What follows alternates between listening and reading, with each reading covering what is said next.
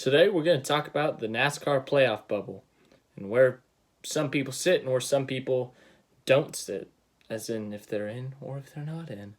Simple as that, but we're going to go through everyone that has not locked in their playoff spot. So everyone in the top 8 in points has won, so they're all in. And then 11th in points is Alex Bowman. He has a win, so he is in, so we will not talk about those people at all. Guys we will talk about are guys that are trying to point their way into the playoffs as of now. We'll probably do a weekly update of this, considering there's like 5 or so races to the playoffs. Watkins Glen, Michigan, Bristol, Darlington, Indianapolis. So we will do this each week leading up to Indianapolis, to that cutoff race, and we'll see how much it changes. So right now, we're not going to talk about these too much, but Eric Almirola has a 94-point gap. It's going to be pretty difficult to blow that. He's just got to keep running pretty well, get some top 10s, get some stage points, and he should be in. Obviously, win locks any of these drivers in, but for Eric Almirola's sake, let's say he doesn't want to, but let's say he does point his way in, he should be able to do it pretty easily. I'd say the same for Ryan Blaney. Ryan Blaney should be able to get in on points. 79-point gap. That's a comfortable gap. I think he should be able to hold on to that. Obviously, one wreck does change everything. Let's say Eric Almirola wrecks on lap 5 this week at Watkins Glen, only gets 1 point, and all the guys behind him have a really good point day. He could only have a 40-point gap or something. I don't know. 50, 60, something like that. So he could get chopped a good chunk with a DNF, but still a good gap after that. So I don't see Eric Almirola or Ryan Blaney really having to worry that much unless they have just a few bad weeks. So they're pretty much good. So good news for you, Blaney and Almirola fans. William Byron fans, I think you should be comfortable. I think you really should. 62-point gap, that's a whole race gap. So it's going to be really difficult to blow that. So obviously if he can keep up the points he's been getting points in the stages, getting points in good finishes. He's got a lot of top 5s, he's got a few top 10s, top 5s. He's got 2 top 5s. He's got 7 top 10s. If he just keeps doing it, what he's been doing these past few weeks, running well, getting some stage points, he should be fine. So obviously, as I said earlier, it takes one bad race to kind of cut that in half. But with him, it's a little more difficult because if he does cut that in half, that does put him in a difficult position. But I think he should be good. So good for William Byron. Now here's where we get talking about make it or miss it. Eric Jones and Kyle Larson, they have a good gap. They have a pretty solid gap. Jones has a 39-point gap. Larson a 37-point gap. That is a good gap if you were going into the last race. But right now with 5 races to go, you do want to extend that gap a lot because I'm going to say it again. You have one bad race, you could actually be out of the playoffs. That's how bad it could be.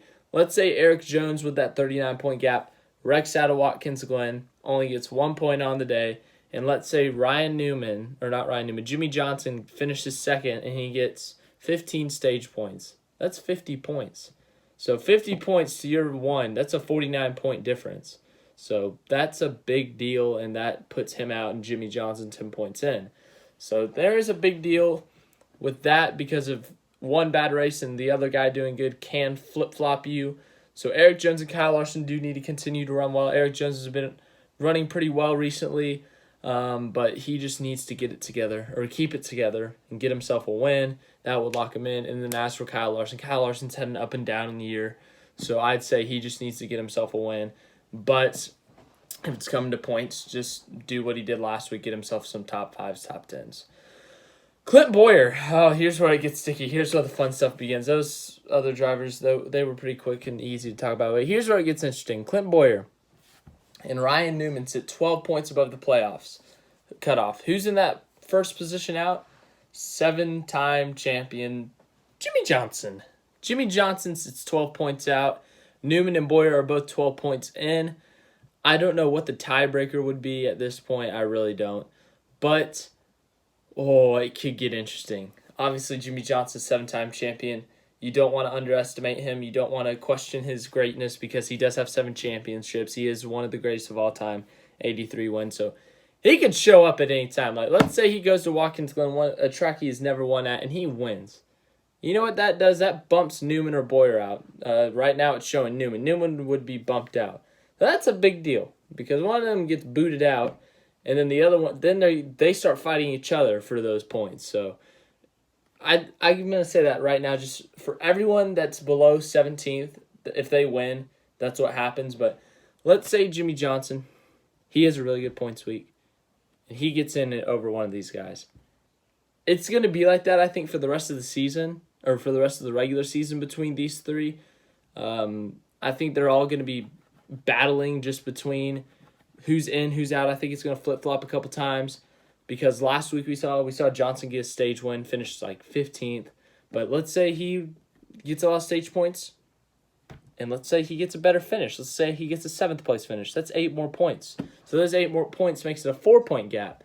So obviously Jimmie Johnson gets better finishes, and Ryan Newman's been doing pretty good this year. He's got 8 top 10s in the 6 car. Let's say he gets a 14th place finish or something compared to Johnson's 8. That's plus 6. So Johnson and Newman are going to go at it. I think the same for Boyer. Boyer's just been, like, compared to last year, he's been a mess, really. Like, he's just, like, hit or miss this year. Like, some races he'll show up, he'll do really good, and some races he'll just straight up suck. So Boyer's been hot and cold. He just needs, I don't know what he needs. But for Newman, to get that 6 car into the playoffs would be a huge deal because the 6 car in the past has struggled. We saw with Trevor Bayne. Trevor Bayne, what a guy. But Matt Kenseth actually did pretty good in it last year for a guy coming out of retirement. And Newman, obviously a veteran, showing what he is worth in the 6 car. If he's able to get that thing in the playoffs, that's a big momentum booster for Roush Fenway Racing, for Ryan Newman himself, and just a shocker to everyone else. And if he beats out Jimmie Johnson, that's got to be a slap in the face for Jimmie Johnson. They've been struggling, yes, but for him not to make the playoffs, that'd be a big deal.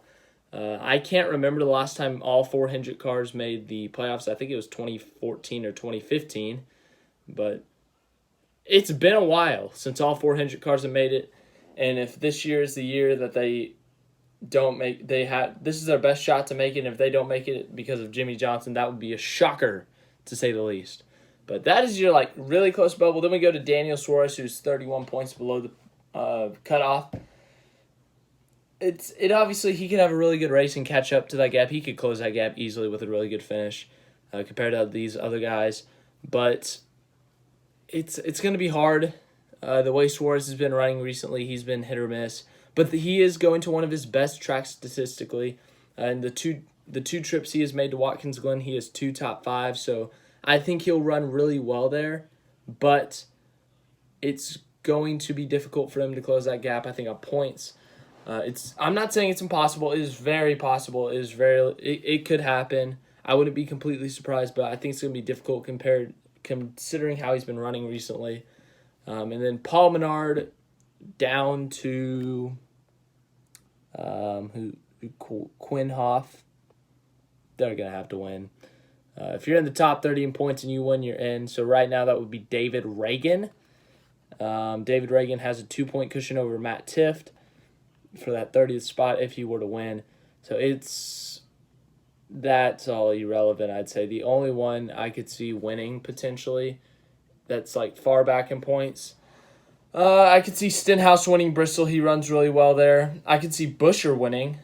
He's been running really well. He's had good runs at Bristol in the past, so I would say him there. Paul Menard I don't see winning, to be honest. Austin Dillon I don't see winning. Ty Dillon I don't see winning. I think Matt DiBenedetto could be a dark horse at Bristol as well. Some of these guys run really well at Bristol that are not in and that are really far out and need wins. So I could see them being extra aggressive at Bristol trying to win. Daniel Hemrick, I don't see him winning. Same with Ryan Preece. Michael McDowell could be a shocker at Watkins Glen this week. He's a good road course racer, but I don't see it happening. Bubba Wallace, I don't see him winning. Corey LaJoie, I don't see him winning. David Reagan, Talladega and Daytona have already passed. I don't see you winning. But that's it. That's it, basically. But there's your bubble update. We'll do this weekly. But yeah, if you want me to talk about something more during these bubble updates, please tell me in the comments so I can know. As for this week's videos, oh geez. Gonna do something about NASCAR fights and conflicts. That will be a fun one. I think that'll be tomorrow's video. Friday, I'll do something. I think I'm gonna do an NBA, just an off-season update, just all these things. I already got a couple things written down for that.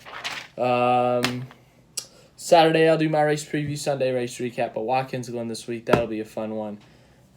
Chase Elliott Sun Energy won. Rip. I didn't know that wasn't a sponsor for him until like 2 weeks ago, so that's a rip.